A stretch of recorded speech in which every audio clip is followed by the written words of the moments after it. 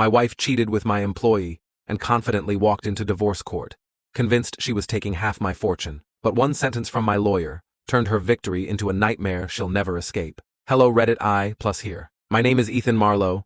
I'm 33 years old, and this is the story of how my wife thought she had me wrapped around her little finger, until my lawyer spoke one sentence that destroyed everything she was scheming for. The funny thing about betrayal is, it's quiet. It doesn't sound like glass shattering or doors slamming. It comes in silence, in the smallest flicker of something being off. For me, that crack appeared in a hotel room in Chicago. I was there for a tech expo, pitching new investors for my business. Back home, I had my nightly video call with my wife, Madeline, 28. She was lounging on our bed in my old hoodie, messy bun, smiling like the perfect loving partner. But then, in the reflection of the mirror behind her, I caught it.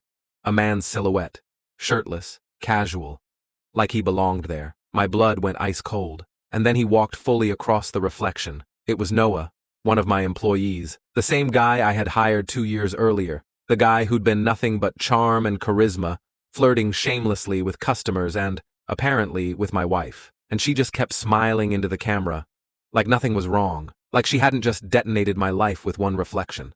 So I smiled back. Smiled while I hit record. Smiled while I started planning the quietest, most devastating revenge she'd never see coming. I wasn't always like this. Cold. Calculated.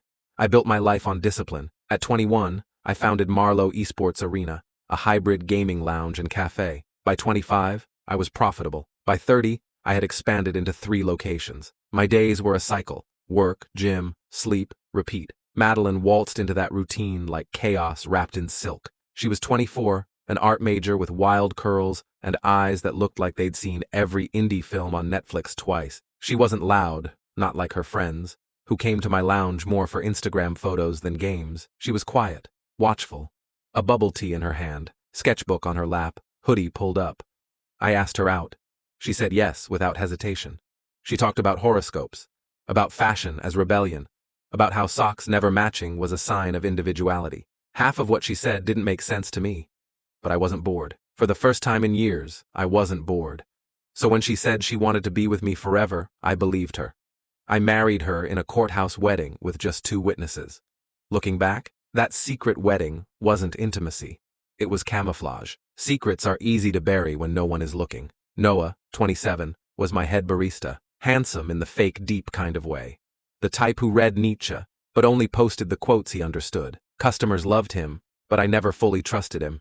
He flirted with everyone, my wife included. Compliments like, "You're glowing today," or "Your energy is magnetic." I warned him once. He brushed it off with that